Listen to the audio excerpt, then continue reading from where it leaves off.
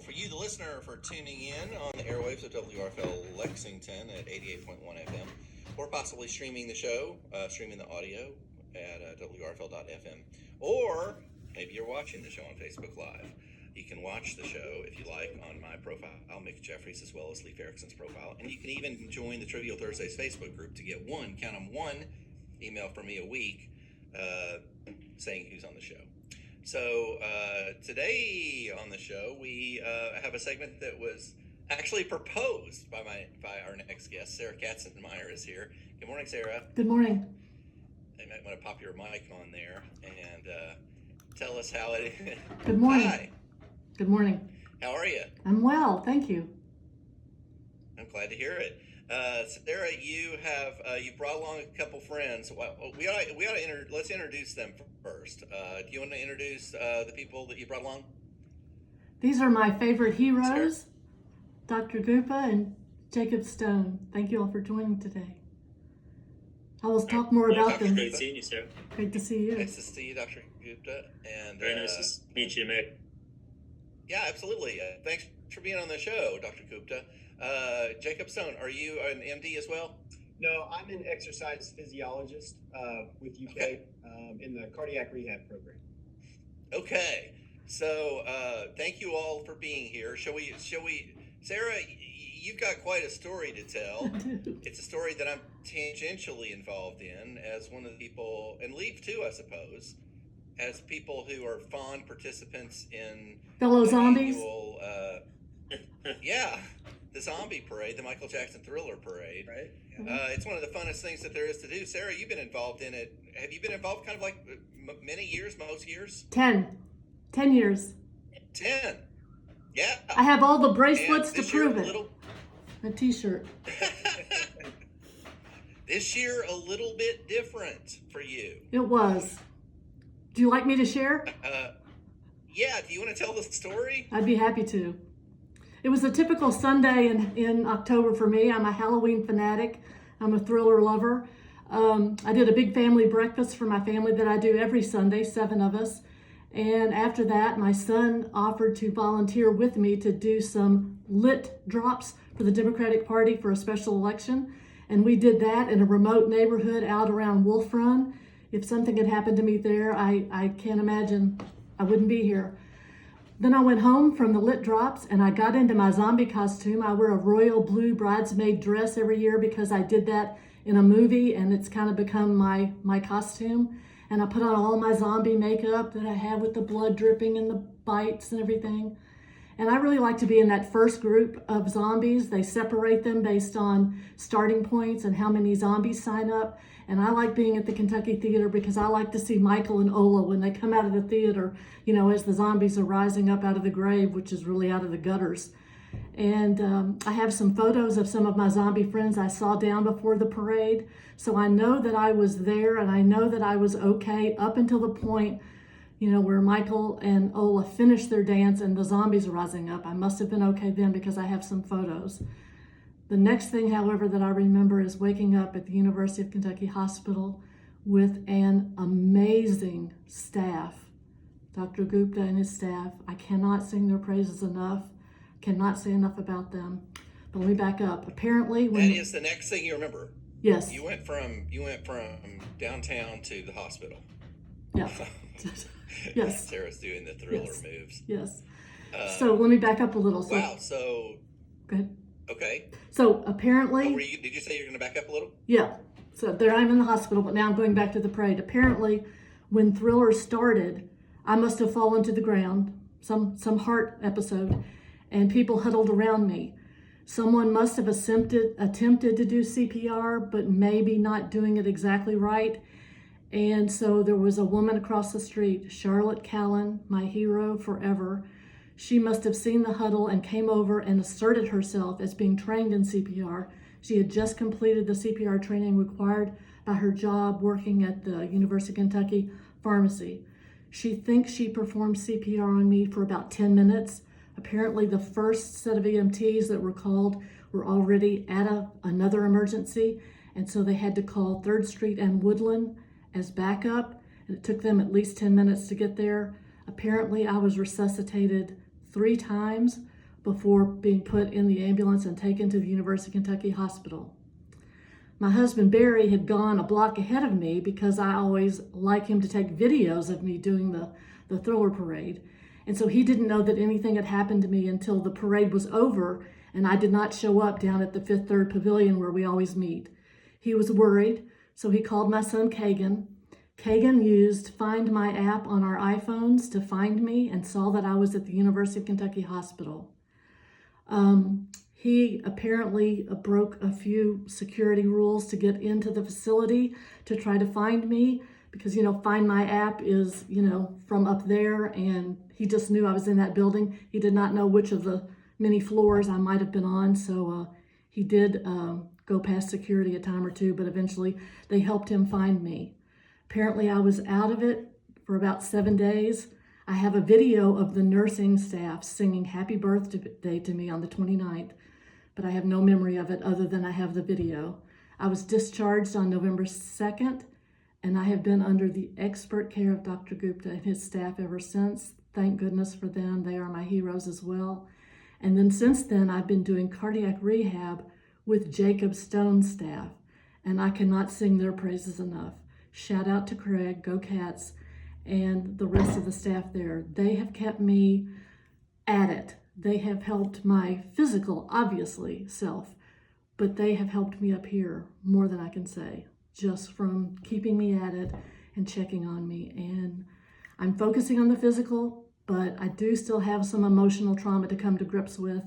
And in the meantime, I have found a cause that is helping me cope, and it's CPR. We need everybody to learn CPR. It is something that can change lives. It is something that we all should know. When you look at the top 25 things that CPR does and the facts, it's staggering. I can share some later if we have time. But I have to say, it's going to save one of your loved ones if you know it. So learn CPR. And I'll stop about that and let the professionals talk about it. But I have not yet met Charlotte yet. Charlotte Callan, my first hero. And we have plans to meet up soon. She's such a busy person. She's in school full time. She works at the UK pharmacy. And we're going to hook up and meet in person. But we have been in contact because she's my number one hero. And I'll shut up for a second, Nick.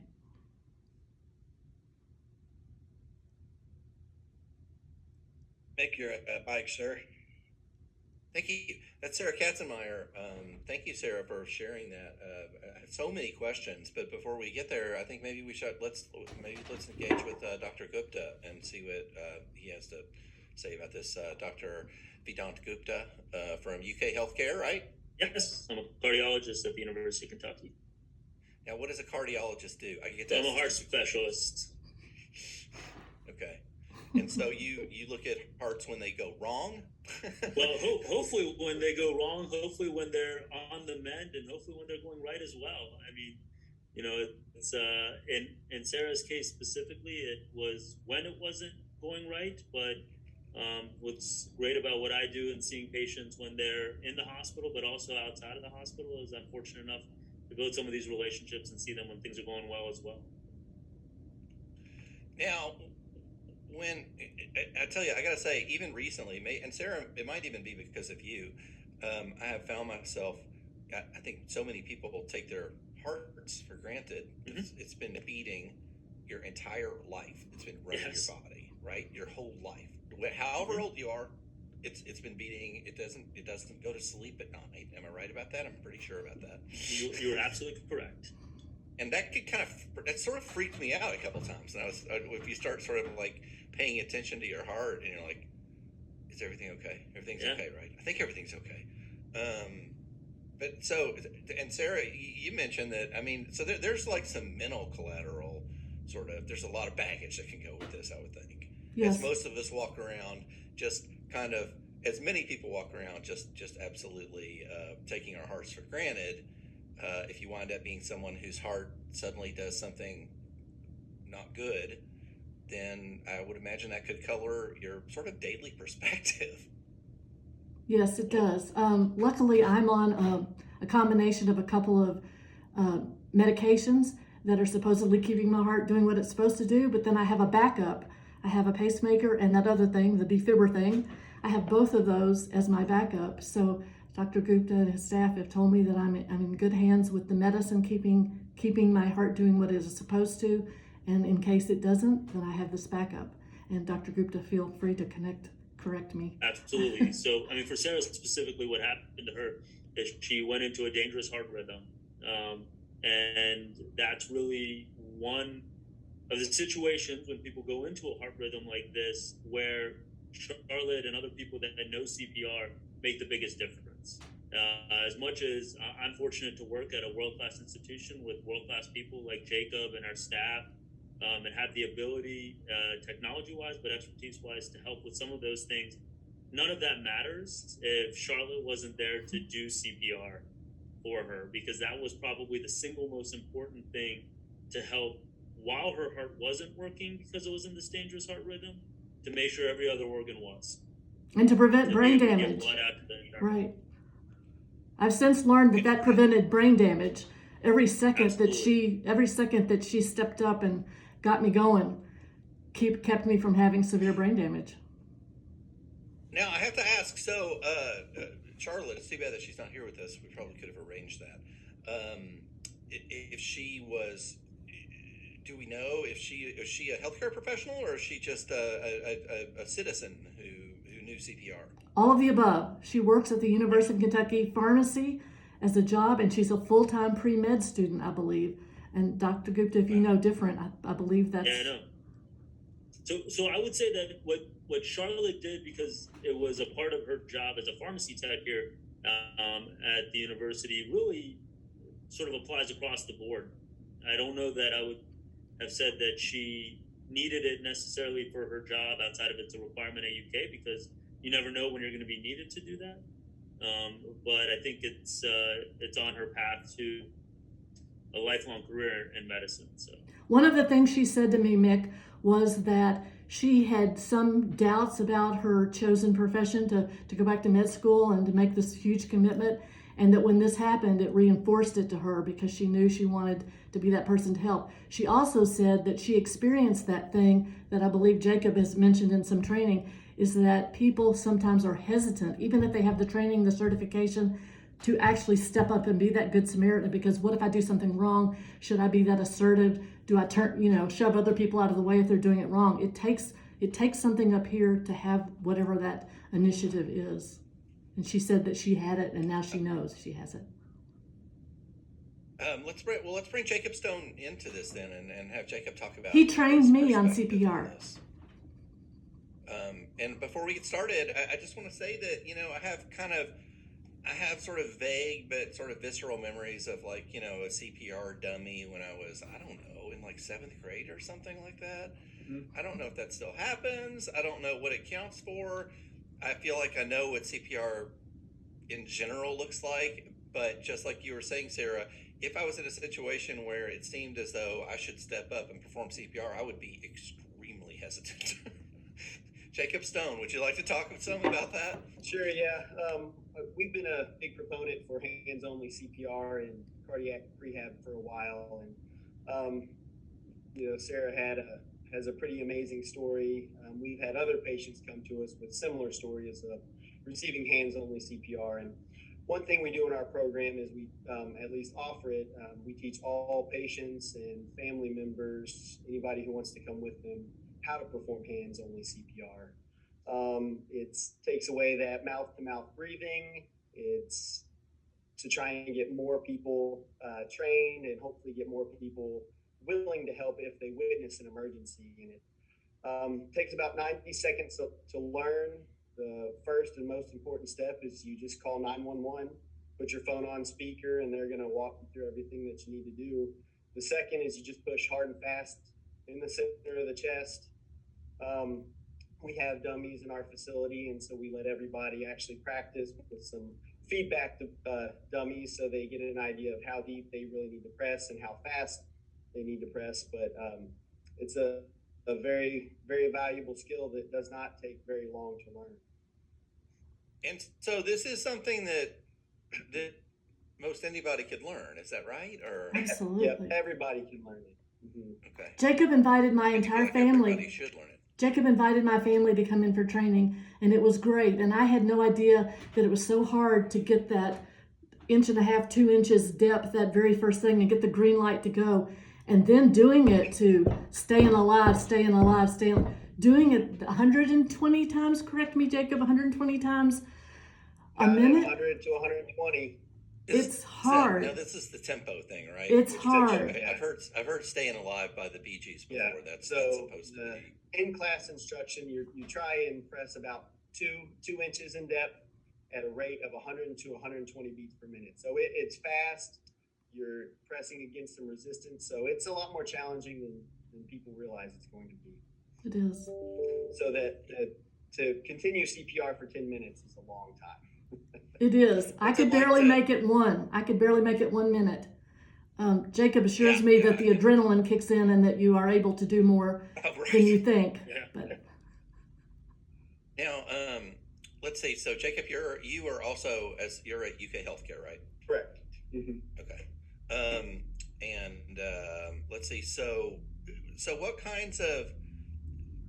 what are some of the situations that you see people in, Jacob, that they come to you? I'd like to jump back to the mental thing a little bit, because I'm wondering if some people come to you who have had, I don't know why I hesitate to say heart attack. I don't know if that is an acceptable term anymore. Heart episode. And I wonder if some people come to you who have, I don't know, who you can see I can see a kind of depression coming out of it in some ways. Yeah, we see just about every patient who has had some sort of event, heart attacks, any kind of surgery, cardiac arrest, sometimes just stable angina or chest pain. We see all of those patients, and primarily we are an exercise and education program, and we do a lot of education in our program. And everything that we do is completely individualized for the patient, what they need, what their concerns are, what their goals are. I think that we do that pretty well. One of the things that we do really well is some patients may not be able to give us the amount of time that they need to really show improvement in their functional capacity, but one thing we really give patients peace of mind about what they can return to, whether that's activities of daily living at home, it could be, playing with their grandchildren. We do a really good job about giving patients that peace of mind to return to whatever activity they hope to return to. And along with that kind of goes that improved quality of life and decreased fears. Tara, how's the journey been for you as you sort of look at, I don't know, as this sort of, goes into the rearview mirror some, hopefully. Does it go enough into the rearview mirror, if you will? Like I said, you've got this machine inside of you that sort of keeps you going. You've got actually literally machines inside of you now. So you get to monitor numbers, you get to see things that are happening. I don't know, how has it affected your quality of Sarah Katzenmaier? I have to say that now every little thing that happens to me, I'm more conscious of my body talking to me, and I try to listen. Just little things that happen. It's like, oh, my hand feels a little tight, or, did I eat too much salt? Am I not doing that salt healthy diet that the dietitian told me I should? By the way, to have a dietitian there too is very helpful. You do. I left out the dietitian. I apologize. Yes. I'm going to tell Shoris that you forgot. Shoris. Anyway, back to your question, Mick. It's when you first come out of it, it's really hard to put your head around. It's like, I died. This person saved my life. What do you say to a person like Charlotte? I mean, that was one of my very first challenges. What do you say to someone like Charlotte? How do you thank someone? How do you thank the staff under Dr. Gupta for all they did for me all those days? I mean, they were truly amazing in responding to so many things happened to me while I was there. Then, the same thing. So it's this gratitude thing, and that's another program they have from the cardiac rehab. There's a gratitude journal they give you, and at least once a week they want you to write down what you're grateful for, because that was the first things that started going through my head. Be grateful that you're alive. Be grateful that you're a real live zombie now, not just a dress-up zombie. That's something to be thankful for. thankful God, for your Sarah. family. So it's that grateful thing, and then you have to get your head around, why am I here? And I'm not a church religious person at all, but I'm a spiritual person in that I'm probably supposed to be doing something good. And so when the CPR thing came up, I grabbed that because that was an easy one. I'm going to get out there. I've started investigating why is it not being taught in all the high schools when the law passed in 2016, but it isn't being monitored in the high schools, and it's a law in Kentucky. So that's going to be one of my next things. I've always been political. You know that, Mick. Yeah, you've got, well. And I don't think I answered your question. Oh, well, who knows? You're sharing your experience. That's the important thing. And we've only got a couple more minutes here left. So I guess what I'd like to ask all of you all is what are some of the ways that you think, what are some of the ways that just anybody who's listening who maybe is not connected to this at all could become connected in some way? Is it by learning CPR? Is it by having a better understanding? I'm a little concerned now about going to the gym and doing the intensity level workout that I do sometimes. Sometimes after a conversation like this, if I go to the gym, I think I'm probably going to be listening to my heart a little bit more. Anyway, I'm just curious ways that the community here in Lexington can kind of benefit from this great success story, I think. So, Dr. Gupta, is there anything that you would like to share on that count from a cardiology standpoint? Absolutely. So one of the things I want to reassure you, Mick, to exercise, to get back to it, to understand and listen to your body, and if you have symptoms, don't hesitate to reach out. One of the things I love about seeing Sarah, and I told her this the last time we chatted, was that seeing her is always a great reminder for us why we do this in the first place.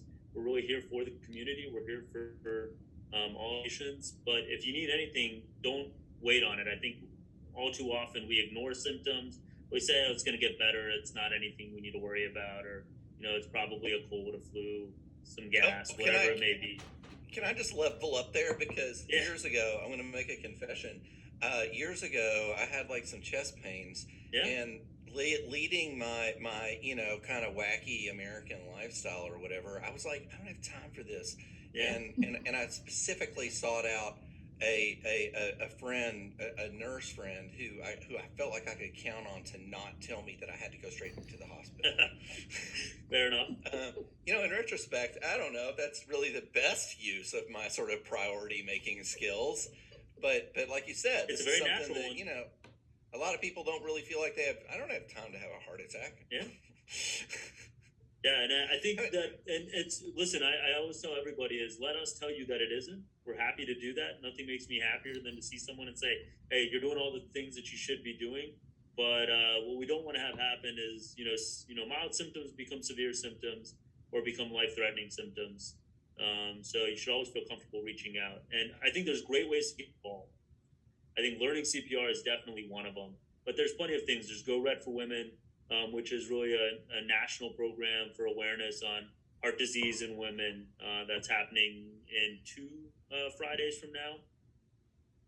But there's also the American Heart Association Heart Walk. So there's definitely opportunities to get involved for those that are interested to get connected. But for people on an individual level, I think understanding that, that's what we're here for, is to really help people navigate this. So you can do all the things you want to do. Live your life the way you want to live it, not necessarily restrict you. And then Jacob Stone, would you like to add anything to that?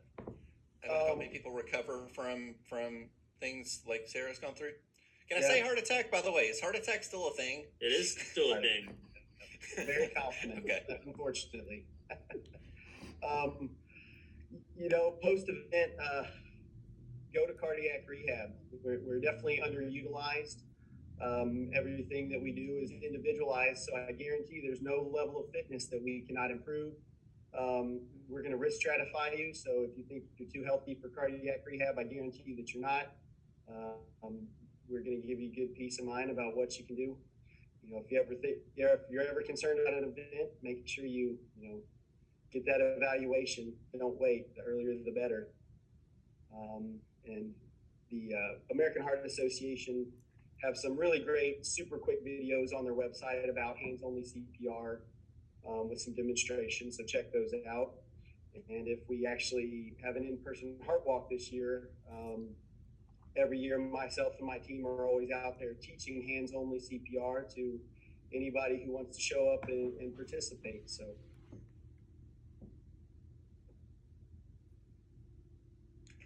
Thank you so much for that.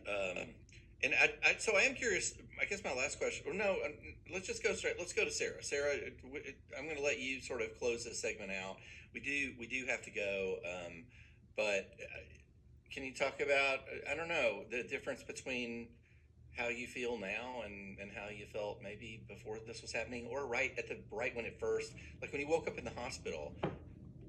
You know, I mean, the first thing I would think is, oh no. But you know, what has that journey been like for you? It's been, the one word that comes to mind is grateful. But then the next thing that comes to mind is have it make a difference. And I have to say, researchers actually use the data about how many people are CPR certified in an area to determine survival rate. So even more than how many ambulances you have and how many, professionals you have, how many people know CPR in a community is the number one data point. What does that tell you? Get your lazy bum out and learn CPR. That's amazing. It is. I have to say, I'm quite surprised by that. It's amazing. That's incredible. So learn CPR. That's my message. Learn CPR. No excuse. No excuse. And the best way to do that, just to review with Dr. Gupta or you can go all the way from certification class down to just get on YouTube and watch a video. It's really not that complicated. It's physically challenging, but and Jacob, I'm sure if anybody wants to call Jacob's office, I know they will help you. Yes, absolutely. AHA has lots of resources that you can also find courses.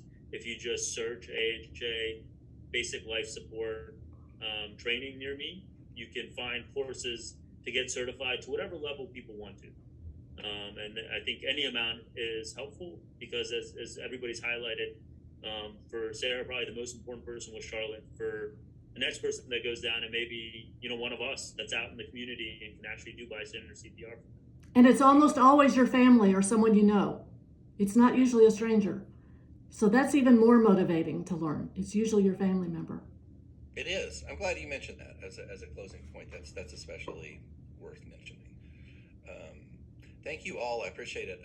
Dr. Vedant Gupta, Sarah Katzenmaier, and Jacob Stone. Thank you all. And thanks for sharing the story and the promise of CPR. Really appreciate it. Thank you for having us. Thank you. You all have a great day, and we're going to take a super short break, and we're going to come back and close out the show with some music from Vanessa Davis. So stick around for just half a second here, take care of a little bit of station business, and we will be back. This portion of WFL's programming is made possible in part by Street Scene Vintage. Street Scene offers a retro environment and a variety of housewares, furniture, clothing, and accessories. Street Scene is located at 2575